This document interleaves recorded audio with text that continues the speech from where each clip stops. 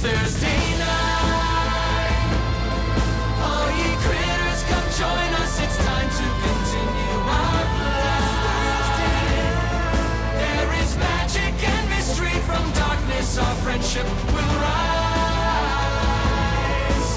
But one thing's for sure, we never give up on the fight. Oh, get ready. It's Thursday night.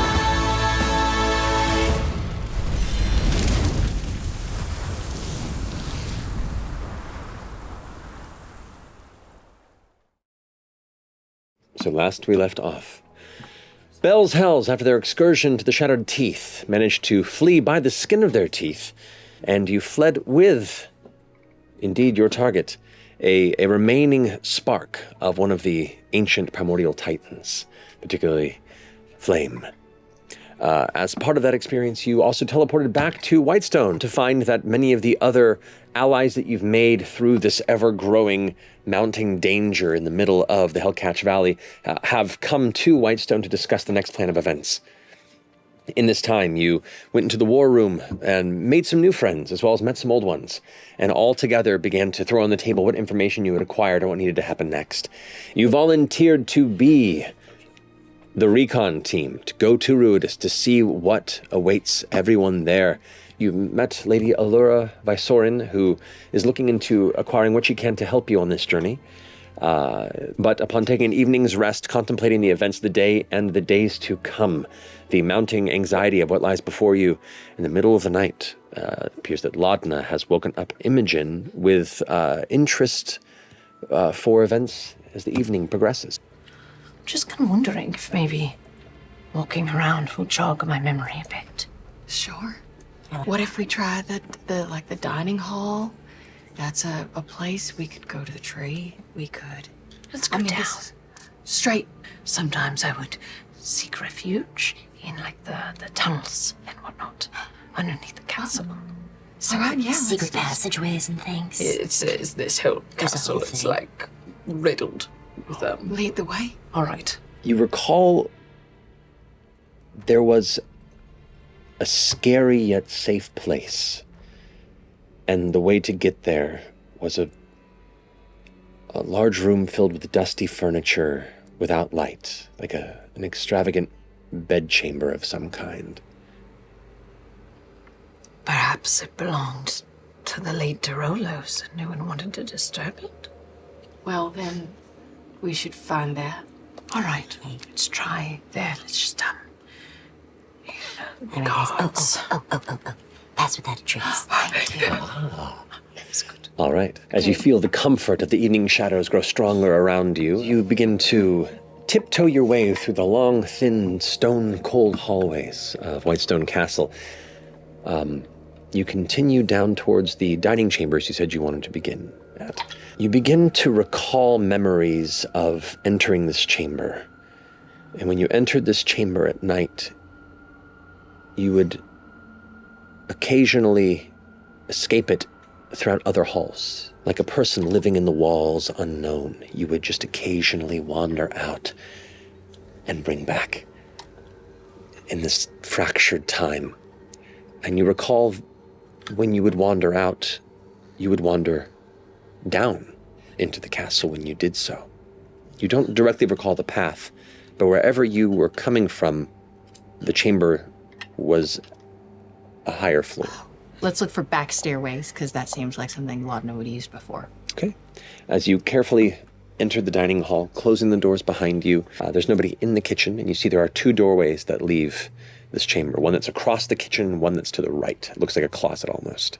You go across the kitchen, the other door you open it up, and indeed there is a tight spiral staircase that leads to the secondary floor. As you step up into the space, everything becomes familiar. You're like, I know this hall. I've been through here. And you just start instinctively walking down one of the paths. And there is a set of beautiful double doors that kind of finalize where this walkway comes to a close. This is it. Yeah. This is where they get me. I'm just going to put my hand on the small of your back. Do you need to take a minute? Wait. What do you mean they kept you here? They kept you here? In the chamber? tortured me. In their room? Yes. I still don't really understand what happened to me, or who these people were, or who's in my head. No one knows. No one will tell me. I need this. All right. Let's do it. Let's do it. I'm just gonna test the doorknob first. Okay, you touch it and turn, and it's like a handle. As you turn it, it stops. It appears to be locked. Can you see through the keyhole at all? You look down and look in the keyhole, and it's just darkness. Can I light up the inside through the keyhole? You cause these little sparkling orbs of energy to appear in the other chamber, kind of giving this kind of shifting crackle of lavender light within. You can see, just as you saw in her memory, pretty much untouched since then, the bed chambers that lie here. I'm gonna look through the keyhole and I'm gonna open a little split in space, and a Rau'shan's gonna step through. I have untold power granted by the moon. What do you need? You want me to open the door?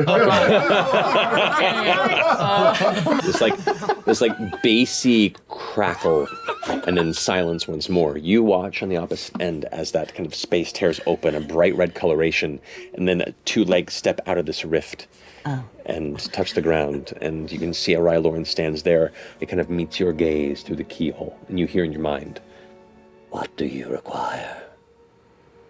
Can you unlock the door?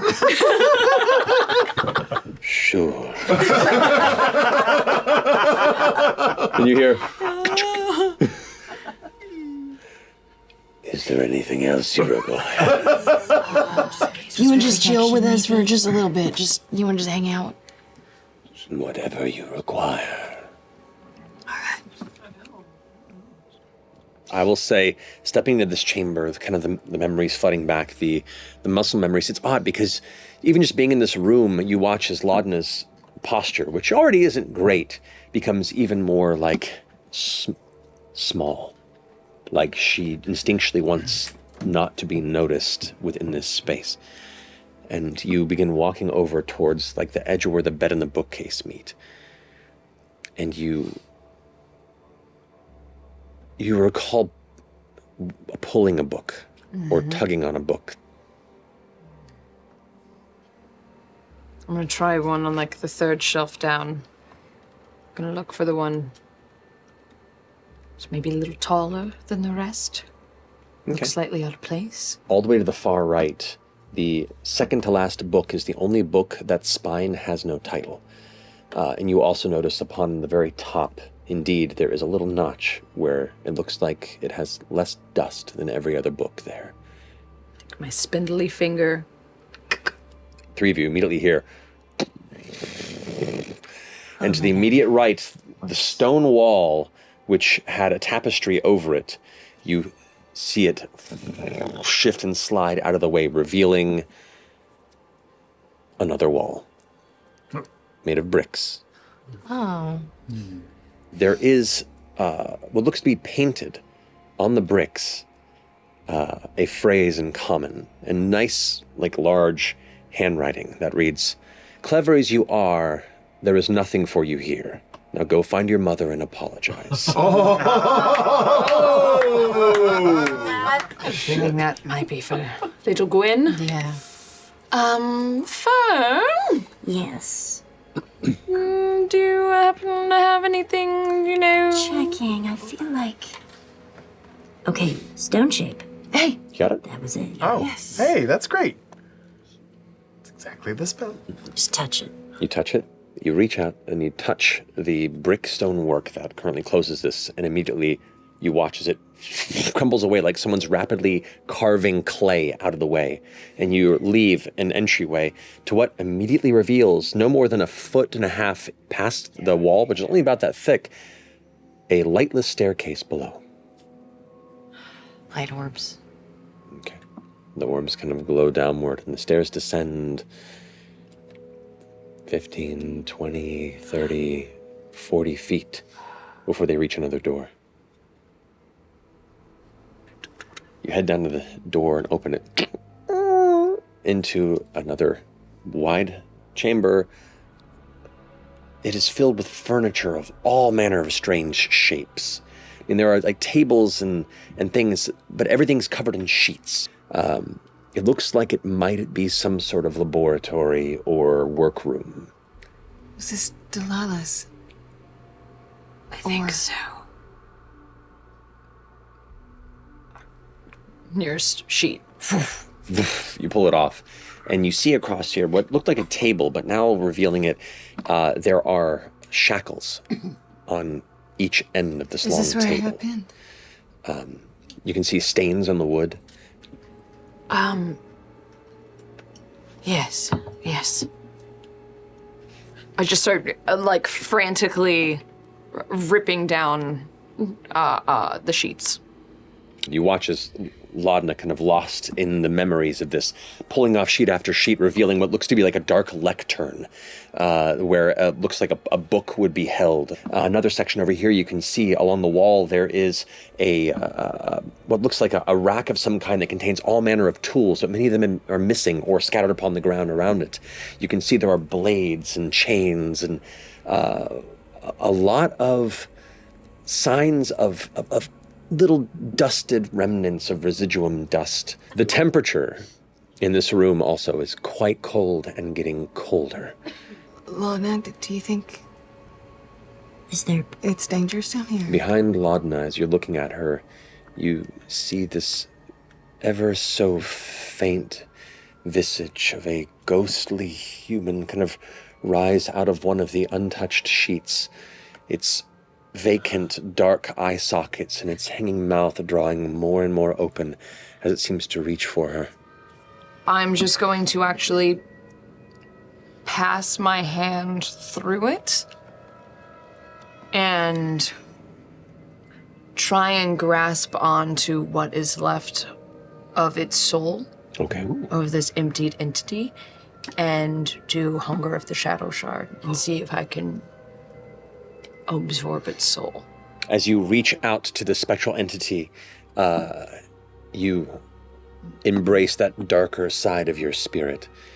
And as the spectral entity kind of steps through into your arm, you feel the cold shiver turn into an ice knife-like feeling through your forearm as its vacant face goes, "It's you."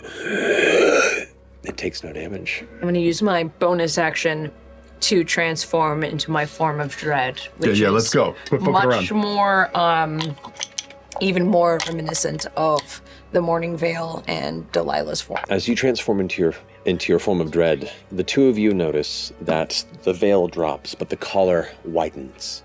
You see almost across her neck where the skin seems to darken and burn into the shape of a choker. And there is the shadow that drifts off her seems to almost take the shape of another pair of shoulders that drifts just above hers. Out of the corner of your eye, see a secondary spectral figure emerge from one of the other pieces of furniture. And you watch as like the vitality of the stretched spirit suddenly clicks in, and you see a young, like late teens woman in what looks like a servant's outfit. Oh, jeez. Just kind of look back towards Laudna. Jeez. It's not me! What is you? A third, Delilah! This is whack. a third spectral light begins to Blacked out. emerge from what looks like Another one. There's a another one. cabinet. And all three are just like pushing over towards where Laudna is. I am going to use my bonus action to push Laudna back 5 feet. Okay. And then I'm going to, as soon as she's out of distance, I'm going to hit shock flare. All three of them kind of like, it impacts them heavily, and you watch as the spirits kind of lose their human form for just a second and become just these kind of floating ethereal mist spirits. As the plasma ball vanishes, they all kind of return to their stretched forms, and they've taken hits. Okay. One of them looks like it's pretty hurt. The one that looks pretty hurt, the sieve behind me, I'm just going to say hit it. And they're going to mind spike That one. That ghost kind of seems to be impacting you. Watch as its lower torso, which was mostly present, is now nearly invisible. Laudna, you're up. She's gonna twitch a little and say, "Want to release some decades of rage? Come at me!" And I'm going to release my Hound of Ill Omen, leaning even more into what I remember from Delilah.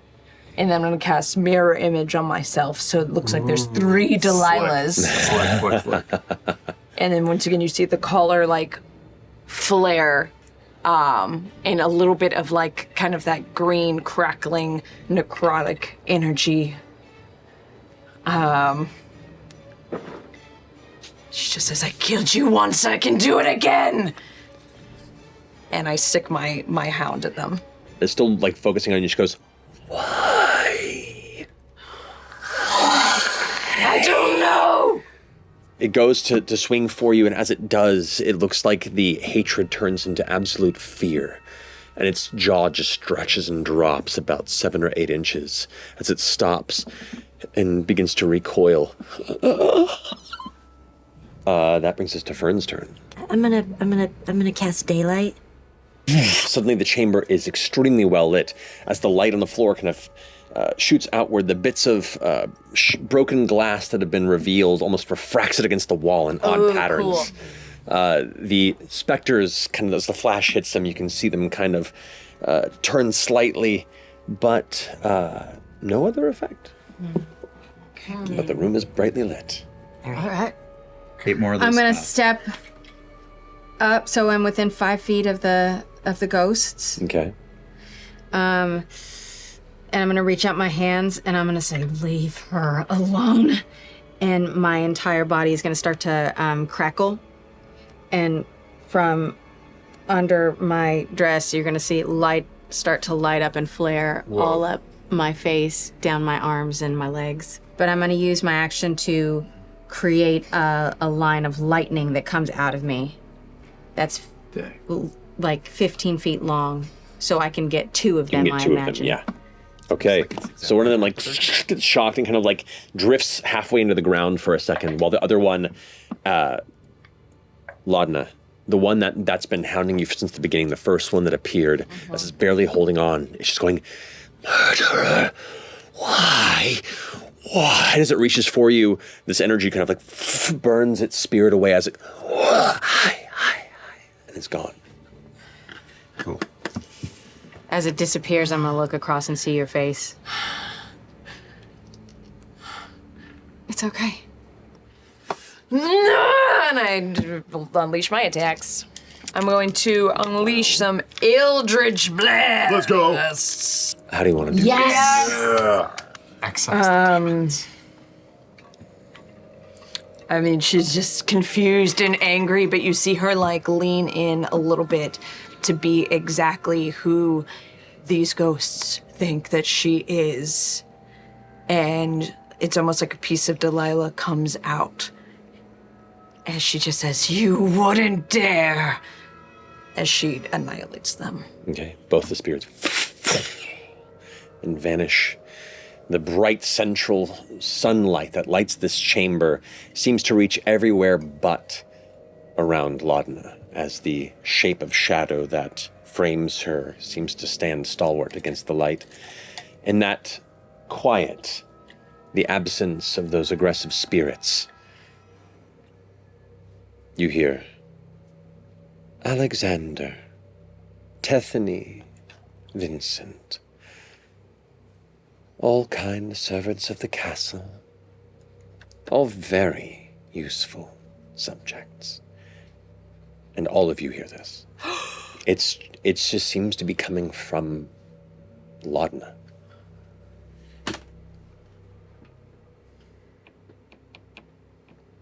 A place to keep Silas to rest. A place to experiment in the name of the Whispered One. Ah, so many memories here. It's nice to see it again. Are there more like me? There are none like you. So I'm your last material thread to this world. As I am yours. What do you mean? I'm all that keeps you here. You're lying! What are you after?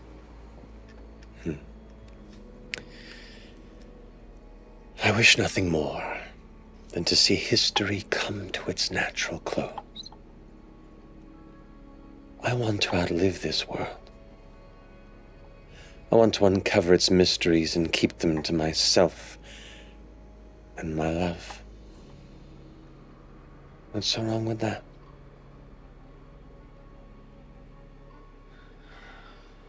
You may live to see the day then. Unless you help us defeat Predathos. I do not push against your goals. Truth be told, our interests are quite aligned. I lend you my gifts because you need them and I need you. I should hope that offers you some solace. The one I received my gifts from has little to gain with the destruction of the gods. I gave up everything to create one. The Whispered One? His shadows run deep, and while he may be biding his time, his tendrils lie in every shadow of this realm.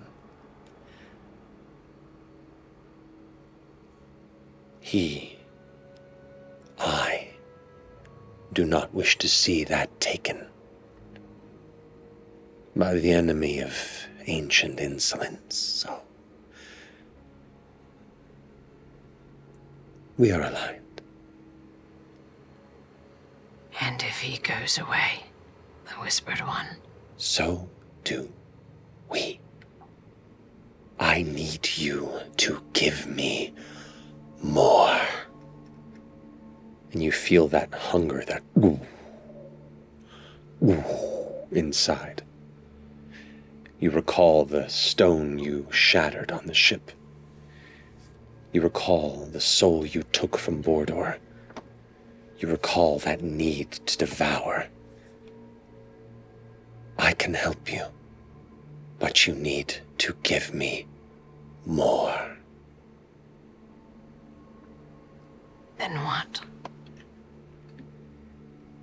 Then I endure.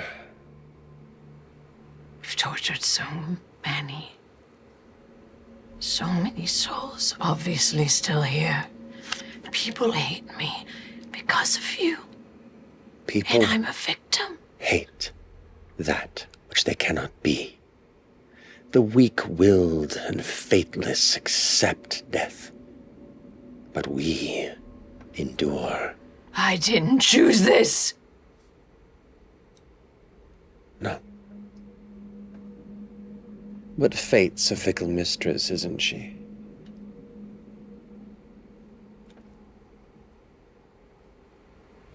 For the record, I don't think fate is that fickle. The shadow seems to lean in towards you. And you feel yourself kind of being pulled in with the lean a bit. It's okay. You bear a brimming darkness paired with impulse that intrigues me, Fern. Old shadows linger in your blood with the essence of the red moon. In time, I sense you could become something terrible and gorgeous. A malevolent marriage between multiple realms. I can see in your eyes that you have glimpsed it too. And you have flash memories of looking through a mirror, looking through time at possible futures, at a dark reflection of yourself. Embrace it, Fern. It might be the only way to succeed at this. I don't have to listen to you. No. but those who didn't are dead. Don't listen to her.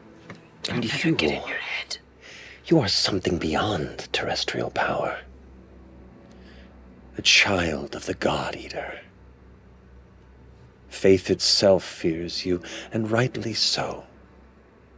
No one can know the limits to what you are capable of. What will happen to you should you find out. How exciting. You might be the one to choose the future of our world. If your mother doesn't make that choice for you. Shut before up. You. It's all right, Laudna. I don't trust her. She can't affect me. I understand your malice. Believe me, I'm used to it. But we need each other. So,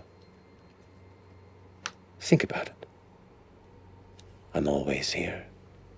Well, And the shadows vanish. always.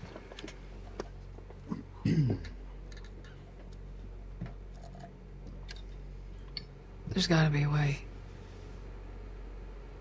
There's gotta be a way to break it. You can't be stuck with her forever. You can't.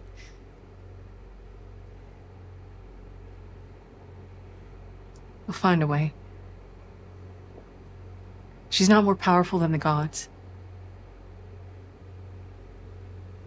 I'm not so sure. She's not. She's not a god. She created one. Barely. Imogen, listen to me. I need you to make me a promise right now. Found as our witness. If anything happens to me, the biggest honor that you can serve to me is to move on and to be happy. To live. To live. I am quite literally a dead end.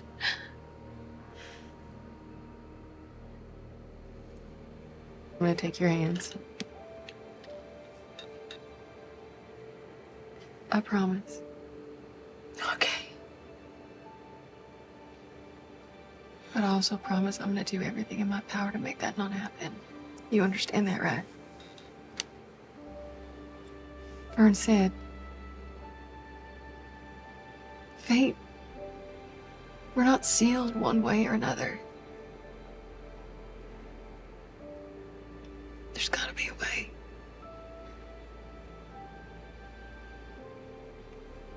I can accept that. We should go to bed. I got my answers. As you follow behind, kind of taking a final moment to step up the stairs, her voice creeps into your mind one last time. We will work together. I need you to flourish, so that I might as well. Bound as we are, I do care for you.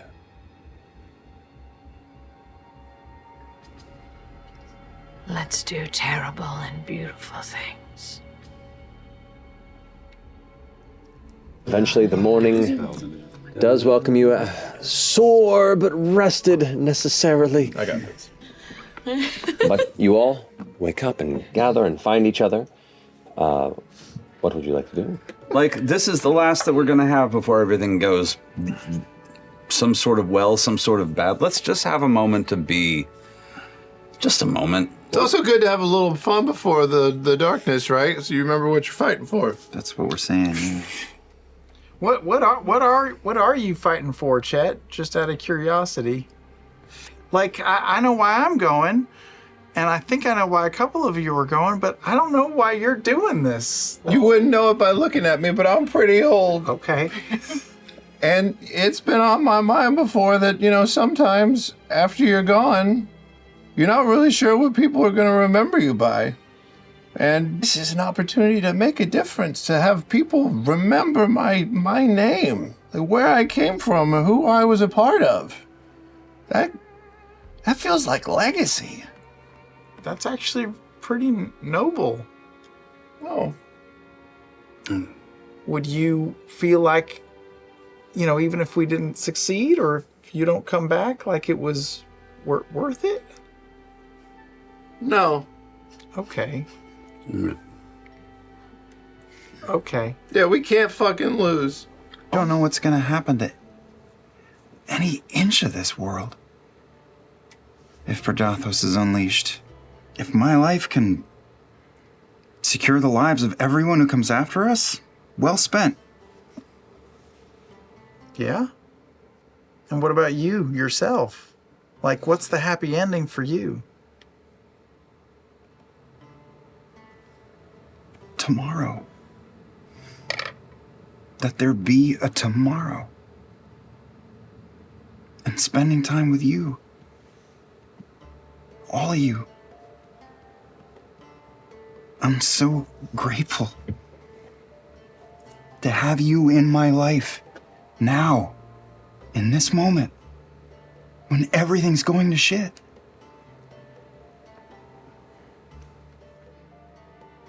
Okay. All right. Returning to the castle, approaching the Pale Guard, there isn't yet some sort of a gathering of folks, but someone does note that Allura was looking to arrive midday to early afternoon. When everybody else goes up, can I hang back in the town a little bit? Sure. Do I see, is there anywhere around that seems like a temple to the Dawnfather? Or?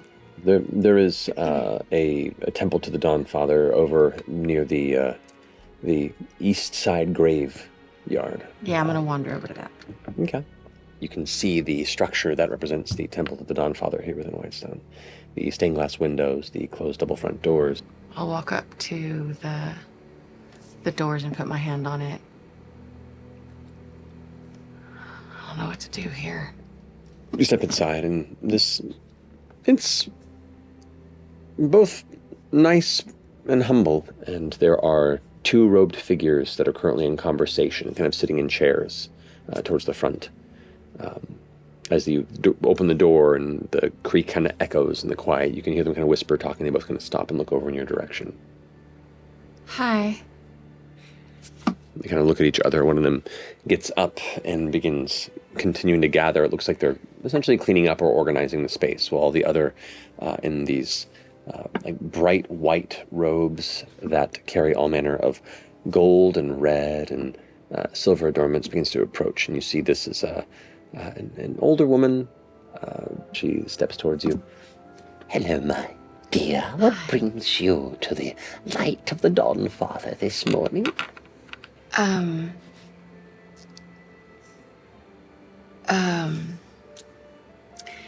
do I talk to a god? Have you ever prayed before? Officially? No. The gods work in all sorts of strange ways. In the little miracles, in the gifts that come unexpected, in the warmth that keeps you in the coldest of night. And if you stay around, sometimes the real miracles present themselves as well. And do I just, speak his name and try talking, or what? Do I have to give him something? You don't have to, but alms for the temple help maintain a place of worship, and gifts upon the altar to His Majesty also help establish a connection of faith. What is he like? There are many things. It's the meaning more than it is the specific object, really. Oh, okay. What is your name, my dear, by the way? Imogen. Imogen. I'm Mother Brazilda. It is a pleasure. If you need anything, I'll be right over here. All right. I'm gonna look in my bags and see if I've got anything. My Whitestone is for lovers t-shirt. I'll sit it on a temple. I know that seems stupid, but I mean, it's one of the only things I have.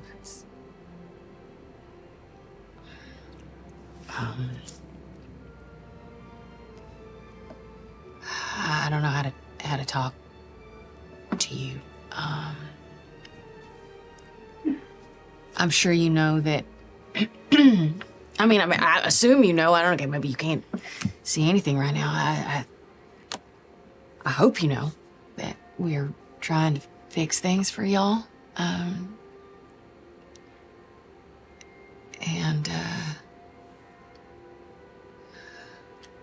I don't know. I know if everything goes right, then hopefully you'll have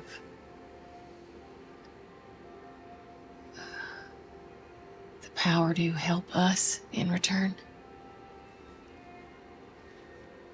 I'm not looking to make any deals. I know that's not something you're supposed to do with gods, but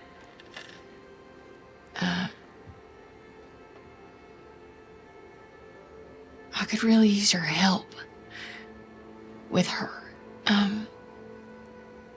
Because I know that you're more powerful. I know you are.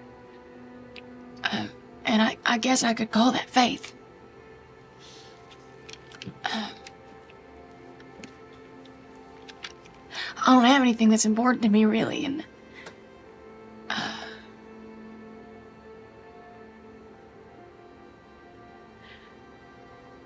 so anyway, I'm gonna try real hard to help you.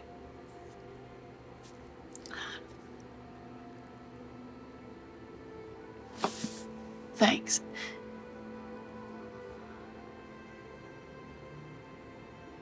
I'm gonna get up and walk out.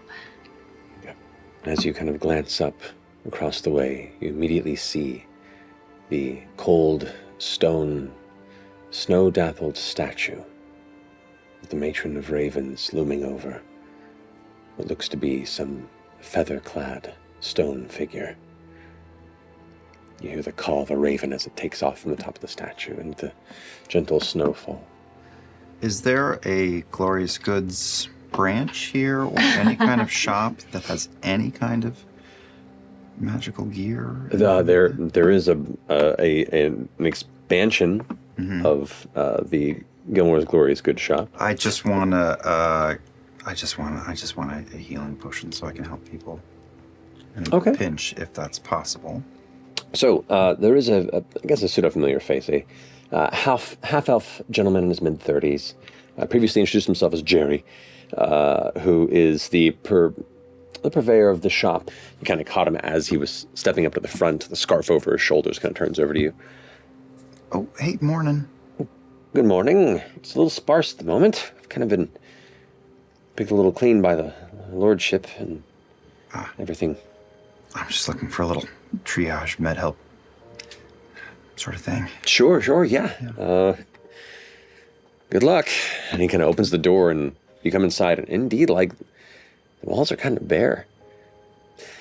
As far as healing potions go, we're a little light, but we've got three basic ones that I can probably get to you. Sure, yeah. We're doing a bit of business for the Lord and Lady up top and more, really. We'll pull it across, and he kind of like starts emerging through. It looks to be some supply cabinets and such, and eventually he pulls from different sources 3 different shaped, different sized vials, but he presents them and kind of slides them to the front.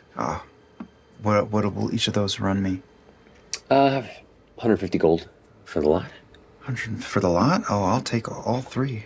Out of the briefest curiosity, is there anything on the walls in here left, or is it empty? You glance behind one of the cabinets, and you see one kind of like a long, thin crystal vial of some kind that has like this unique glass texture on the outside of it. Ooh, what's little things sometimes get overlooked. Do you know what this is? And he goes and like pulls up a book and starts going through the pages.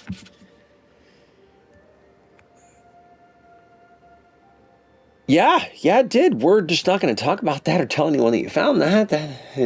Oh, is this trouble? So, you want to buy it? If I have the coin, what is it and how much does it cost? That's a potion of heroism. And I'll give it to you for a solid 200 gold. How about that? Well, I'll tell you what. I have 199. Is that enough? Deal. Okay. Would you say hi to the boss for me? I will say hi. My name's Orem. Orem, right. I should know your name. Yeah. Okay, yeah, I'll pass it on. I appreciate it. So I have just a little bit of coin left. Can you point me towards the Slayer's cake? 2 blocks down that way. Great, off I go. To buy, when we don't have to, I just want some pastry for the meeting. Oh yeah, easy enough to do. Okay, Someone else doing it. Do you wanna join for a walk? Oh, sure. All right. Figured I'd take a look around. Well, my vote would be the clock tower, because that sounds a little interesting. Let's do the clock tower. Okay. Okay. You have walked past this each time you've come through, but you haven't taken a period of time to really kind of take in the details of this clock tower that looms over the north side of the city. It climbs up intricately. You can see the merger of wood and metalwork and sculptures, beautiful little statues and reliefs all throughout as it rises up. Wow. Yeah. This is really cool. Do you, can you imagine being so passionate about your life that you decided to do something this fucking ridiculous? Yes. I would have said no until pretty recently.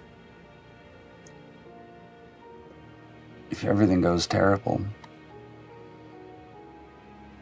your Anna's gonna miss you so much.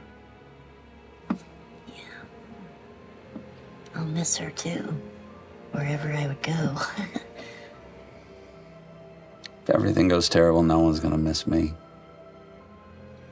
Well, that's not true. It really is. No, it's Everybody who would care is gonna be right there with me. I think we're gonna be okay. Sometimes I think you're crazy on a level that I might be crazy on too. Oh. Kind of like a, what did you say? Like, you've always wanted a sister. Like, I have always wanted family. And the few times I've tried, it's gone poorly. yeah. But, and when I mean sister, I mean clearly, no, you're still hot and otherwise, and definitely, wow, you got it going on, please. I wasn't even talking about that, but You were thinking it loud enough that it was just like practically vibrating this bench. Oh. But, my heavens. I don't know, I trust you. Things are gonna happen, and I trust you to help me make the right decision. I hope you trust me to help make the right decision. I do. And I think if I have any say in it, I do think it should go to you. I don't know if I want it. And also, I don't know, I feel like you're supposed to have those 2 pieces. I don't know, am I wrong? I'm not supposed to have anything. This is all nuts. This is all fucking stupid. Yeah. I'd like it to be just us. And if it goes bad, try and save my life, please. Please fucking try. I'm not looking to die. But I trust you to do what needs to be done. More than I trust the others. Okay.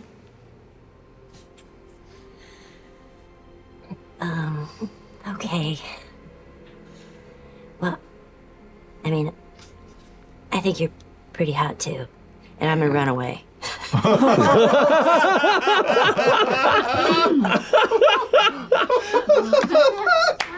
Eventually, you gather back at the castle shortly after, and there's been a bit of a conversation with a new figure you haven't noticed before. A woman in her late 40s, early 50s, darkish brown hair, human.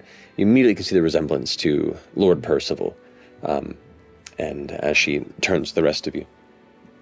Ah, hello. I've been notified that we have guests in the castle. I'm Lady Cassandra de Rolo. Were you the ones that sent the baked items? Oh. Yes, I thought we'd think better on a full stomach. We can retrieve everyone else if you're ready to get you on your way. Oh, yeah, let's go. This is it. Very well. You all kind of have an escort up to the war room, where as you enter, you can see the break goods have been set out in the middle of the table. They are at the ready as you need. Did they remember my requested whole apple pie? Oh, yes. Okay, I go pick it up and hold it in my lap for the whole meeting. A short time later, you hear a number of voices from down the hall, and loudly approaching, you recognize three of the voices, at least. You see, entering the chamber, Cassandra, Lord Percival de Rolo, and indeed Allura Vysoren as well, having a conversation amongst them as they notice Allura smiles immediately at the arrival. Hello, everyone. Oh, good to see you. I'm glad all is well. Are we ready to begin plotting things out, then? Yeah. Yes, we are refreshed. Mm-hmm. Percival begins. Well, I said that we had quite a conversation of your intent of breaking into this site and making your way to the moon, as strange events are abound. But I have put some mind to a few possible ways to distract and help you get in successfully. One of the big advantages that we have against them is Whitestone's source of residuum, and it seems to be mostly unaffected by the current magical disruption that most of Exandria has been suffering. The second of which is the rarity of those who understand complex machines as well as I do. Thus, there can be a two-pronged approach here. And he lays out one sheet of paper that has just all these odd schematics and points to a couple. It was noted by Keith that some manner of machines and automaton guardians were present throughout the site. Is this correct? Yes. If one of your team can get close enough to any major mechanical devices on site along the perimeter of this, or manage to scramble one or more of their automatons to cause a ruckus, that would definitely draw attention for those around. Open up the chest, and he pulls out these two small, they look cobbled, haphazard kind of springs and wires and odd little gems, and you can see there's levers on the sides. He sets them both down. Now, don't be scared. These were designed to be used by any layman with proper instruction, and begins to go through a point-by-point description of how these devices can be placed near or within other large bits of mechanical, energy drawing pieces of equipment, and or arcanically driven machines or automatons, and it will temporarily scramble or possibly even destroy some of the internal mechanics of them. They're not perfect, but they'll do in what time we have. Given time, I can refine these, of course, but are any of you at all mechanically inclined? I know a little bit about automatons. Perfect. These will both go to you for the time being. Right. And a timed detonation of the device on the blue side. How long of a timer? 1 minute, 60 seconds. Good to know. On the other side is the silver lever. Silver lever. That, when pushed, will immediately detonate it should there be some sort of an untoward emergency. Sure. Blue, timed. Silver, instant. Makes perfect sense. Right. Good. It might destroy mechanical devices. Okay. It will scramble arcane devices. Wonderful. They can be utilized in tandem, should you know what we're doing, which I believe you might. I discussed this with Lady Laura. We feel a magical onslaught of illusion would be a sound distraction, along with some residuum amplification, could create something to draw their attention in mass for a short period of time. And for that, I believe Allura will be present on the outskirts of this endeavor. Ah, got it. Now, here's the unique thing. There are some things about illusions that are easy to see past. What we've devised here, also at Percival's behest, are preparing a few wagons, carts, and fill them with meat. With what? Meat. Meat. Meat? And use the illusion to wrap around some of these devices. And should any of these creatures be assaulted, attacked, or wounded from any of their defensive positions, the illusion could give the appearance of one such creature falling and leave a very real mess behind, which would, if done properly, at least buy a little more time before the illusion gives up its reality. I like that. That's crazy. A few things, and she pulls out a number of small vials of different colors and sizes, and some scrolls that are wrapped up. It says, all right. First, I have 2 of these. She hands this out to you. They're 2 scrolls of mass non-detection. They will provide, for a period of time, a number of subjects upon it being read, or an object or area of a certain size, and for 8 hours, they will be non-detectable by divination of any real kind. It's the best I could muster within the time that was available to us. Fantastic. Also, you mentioned that you were looking for Bryn, perhaps. Yes. Well, just in case, you mentioned she was made of stone or turned at the time, so this is a scroll of greater restoration. Here is a scroll of Dimension Door. Dimension Door scroll? We also have 2 more greater healing potions to distribute, as well as 1 superior. We also have these potions to aid you. And she passes over 1 potion that has kind of a mercurial liquid on the inside. It looks like metal, but it kind of shifts in the interior of it. A potion of speed, should somebody require a quick boost in mobility and avoidance. Sure. And these 2, and she hands over these 2 potions of matching kind of like long and thin with a little bulb in the center of the glass. These are 2 potions of gaseous form. Could be a good necessary escape in a pinch, or a means for 2 to infiltrate. There was something else. Looks over and Percival goes, yes, right. You required a jeweled Muffin pan. Or baking sheet. Snaps his fingers, and the pale guard come up. It's this small case, and open it up, and inside you can see there is a very, very nice, solid gold, baking tin. Shit. We've had the finest jewelers of Whitestone up throughout the evening, ensuring that your baking tin would meet your standards. And passes it over to you. You're an art. Let's just do this. We've got a lab downstairs, and I don't want to move with that thing. Can we do it here, surrounded by a bunch of magic users that can protect you if something goes bad? Oh, we can be present if you prefer. In fact, I think, and she looks at Percival, if you're going to use my workshop, then I would like to be present to ensure you don't destroy it. I'd like just a tiny bit of privacy when we do this. Not so far away that nothing can't be handled, but I just kind of... I would like to feel safe just for a minute when we do this. What do you think, Cassandra? If you're one for a place of importance, brother. She kind of gives him an eye nudge and he goes, oh, always so dramatic. Come on. Oh, okay.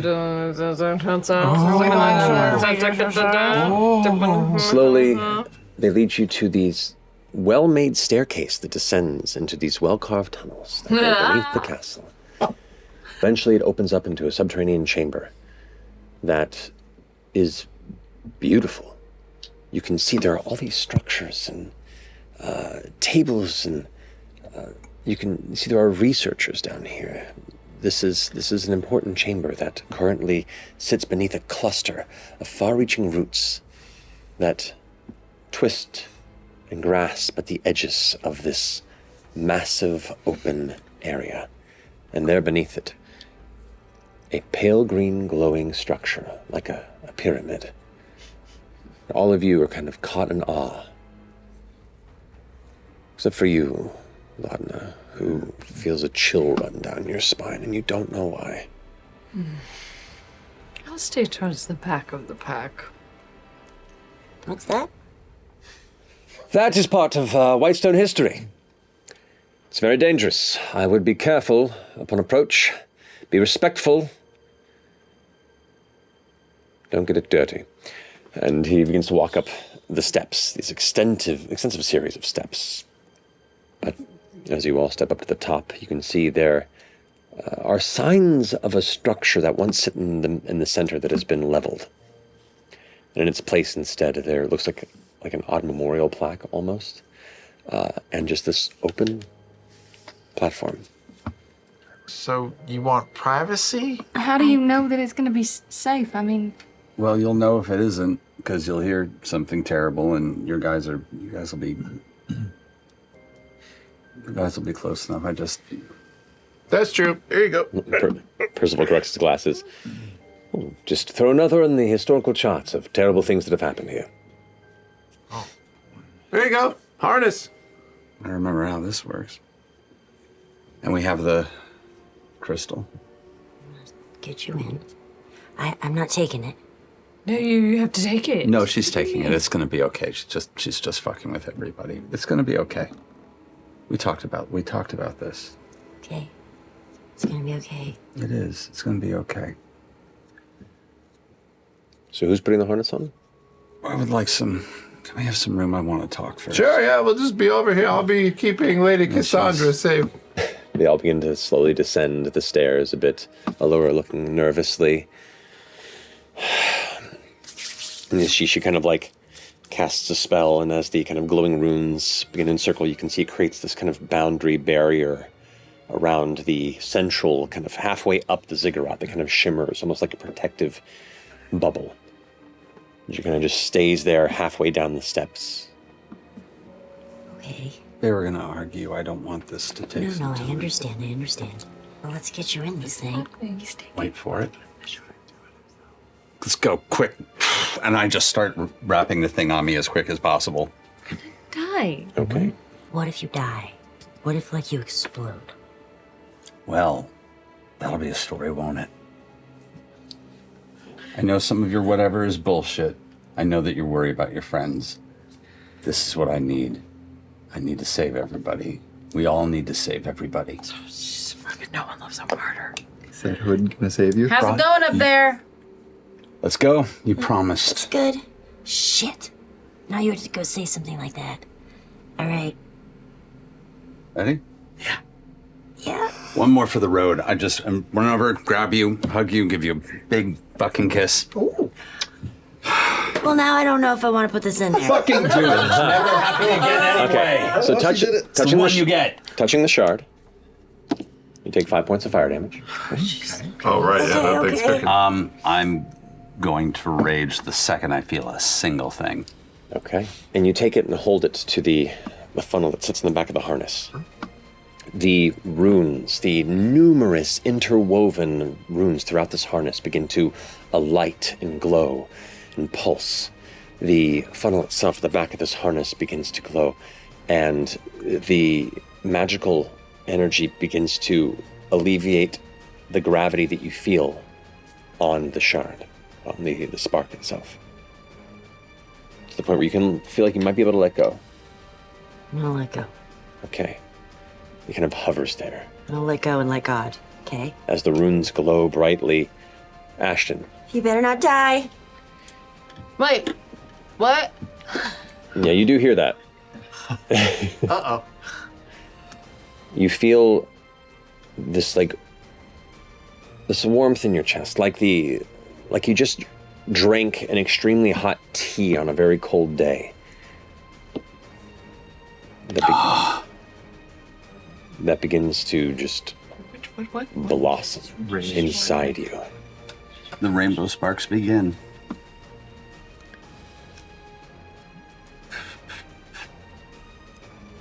As the heat begins to get warm to hot, to burning, all of the gold lines that you see throughout the fractures that keep Ashton together begin to glow orange. The heat within your chest, it feels like something is trying to awaken. Like a second heartbeat, like a dormant organ within you is starting to shift. And it flexes like a child punching from inside the womb. And when it does, you feel part of your shoulder lurch, and the heat extends from your chest to your shoulder. Fern, you watch as a large chunk of Ashton's shoulder cracks and falls, shattering on the ground. Fuck pain. No. Fuck pain. No. Don't you dare. Don't you fucking dare. The heat spreads. And there's an odd moment where through his grin, you see a part of his ear.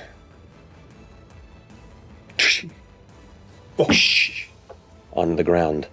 Ashton, you feel like something within you is pushing, and it hurts. And it hurts. And you take... Raging doesn't gonna help, is it? No. So 15 points of fire damage. Okay. The crystal begins to lose its color. Oh. And you watch as it crumples and breaks and shatters. Okay. And now Ashton's chest is glowing like a furnace. And with each lurching motion, like an earthquake that changes the tectonic plates, other parts of him begin to break and crumble away. In your head, no, you wouldn't. I would try to talk to Ashton because I would think Byrne is getting you. Yeah. So in Ashton's head, how's it going? Is she okay? In my head, Yeah. all you hear over and over is from the earth, of the earth, to the earth, from the earth, of the earth, to the earth. You take 24 points of fire damage. I'm gonna start going up the stairs. You run up the stairs and you come to the sphere that Allura is maintaining, and she kind of glances past you. You pass through it. Yeah. And you begin charging up. Ashton, you close your eyes as you're muttering this, and you look up towards Fern, and where his eyes were, you just see these two bright burning coals that just emit this beam of orange heat light out in your direction.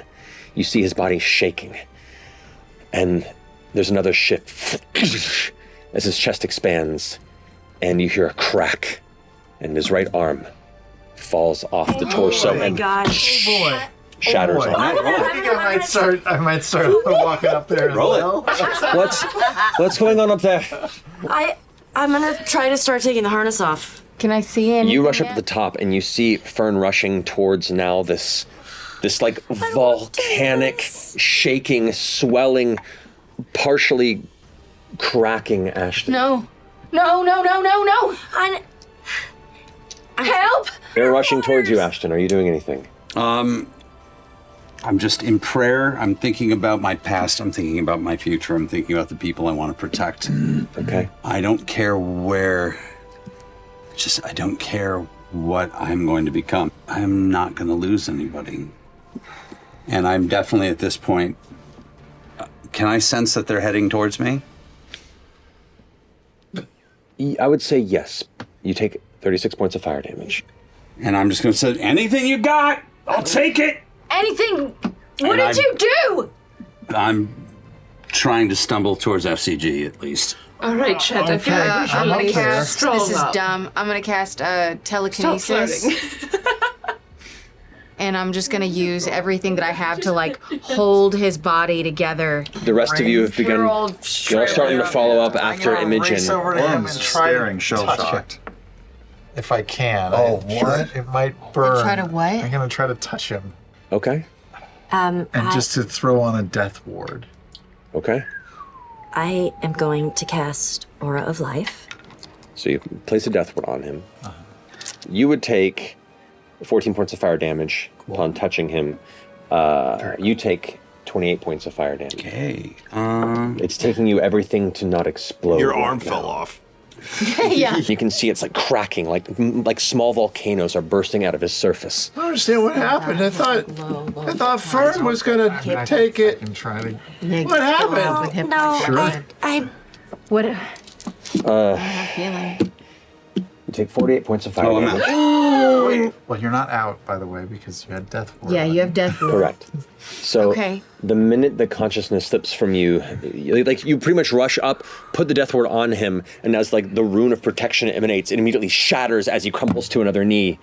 And you can see as he's shaking, like parts of the body are breaking and falling on the ground. There's just this trail around him, this like growing pile of shale. Feeling the stone beneath me, I'm going to just start trying to concentrate on the stone. You are barely holding on right now. You are a man currently holding 2 bombs inside on the verge of detonation. I'll just do a 6th level cure wounds. Okay. The process takes a minute, by the way. What does? 1 The minute. harness. How You far are away? 4 rounds into a minute. I just pumped 27 hit points into him. Fantastic. And he just took 60 fire damage. I'm out again. He did. This isn't gonna work. okay. Aura of life is the only thing that's keeping you up right now, as like you jump back to 1 hit point and then another surge puts you down. You are holding it together and then losing it, and then holding it Can together I and then losing try to it. use the mage hand, telekinetic mage hand to like take the harness off of him? I'm gonna try to like unbuckle the harness with the hand. Okay. You kind of begin to maneuver these buckles rapidly. You pull it off of him, but it kind of skitters to the ground. It doesn't come to you before it snaps off him. But it's off of Ashton. It's off of Ashton. Okay, then I will use Gust and blow it further away from Ashton. Whenever I'm allowed to cast a spell, I'm going to cast Aura of Vitality. I did a cure wounds for 33 points of healing. You're holding together. Yeah, but he's taking like 60 fire damage. You So- take 34 points of fire damage. I'm out again. Yeah. And then I will cast Aura of Vitality, giving him 8 points. So I'm back up to 8 before anything happens. Okay. This is insane. You all watch as all of the gold parts in Ashton's body glow white hot. His eyes close and his face tenses as he looks up, and the beams of sheer bright light that pour from his eyes up into the sun tree's roots above. He screams before he shatters into 1,000 pieces, and they stop in the air. And form back as your ring breaks, and that brief little bit of inherent dunamis brings you back into that final moment before you shatter. You all watched your friend die and come back, and that ring is gone. And you have 5 more rounds. Oh. So if you want to keep healing, another 10 points of healing. 10 points of healing to you. And say, So fraud. we should get out of this bubble. I agree. I'd back up. I grab Imogen out of like protective nature and start backing her up. I grab Chetney as well. Pumped in another cure wounds for 21. Each time you cure wounds, you do take fire damage, just so you're aware. Really? 32 points of fire damage. Wait, hold on. 32, what did you just heal him for? I'm at 43. Okay, and 32, so he's not out. Correct. Correct. The only thing that's keeping him up is your aura. I'm definitely out again. 27 points of fire I'm damage. out again. And he heals 7 points. I'm not out again. Heals 31 points. Then 10th level, you're calling instead your of deity. healing him, I will use divine intervention. So I'm losing those 6 points. Yes. That's okay. I asked you to show Ashton a sign. This would be the time to show him a sign and make him faithful. You feel nothing in return from the Changebringer in this moment of panic. Okay, Yeah, 2 more that'll rolls be after this. Yeah. 32 points of fire damage. I'm down. I will heal him for 9 points of healing. Okay. This is last one. That's what I'm freaked out about. Take 34 points of fire damage. I'm out. I will heal you. That would be the point. Anybody want to use up any more? 10 points. Maybe. 22 points cure wounds, 22 points of So healing. that puts me up to 32. You take 12 points of fire damage. Make a Constitution saving throw for me, please. Why don't you roll it here in the middle of the table? All right. Yeah. Put it in the I middle. cannot even look at this. I can't look at this. I have to walk over. Yeah, get it on the CR.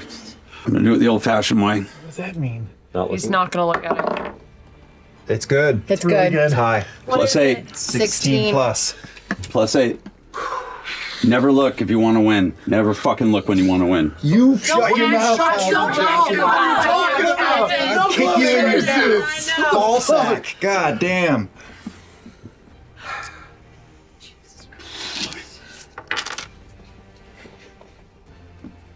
The heat begins to subside as Ashton falls unconscious onto his side of where the arm is no longer present. There's a moment where you think he's gone. And then he erupts in steam, filling the entirety of the apex of the Ziggurat with mist. All of you pull back, the heat of it burning your eyes, filling your throat with hot moisture, and you can't help but cough in a moment. And as it passes, you look over and see him there, cooling, unmoving.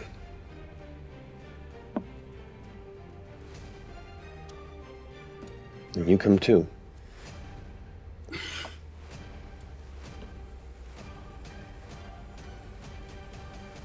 How much body do I have left?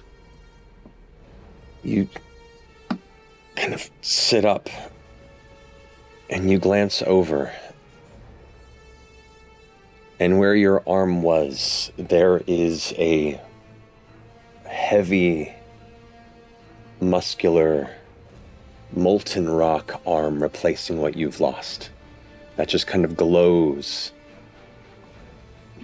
Where gold veins once were, there's now just twisting spiral cracks of orange.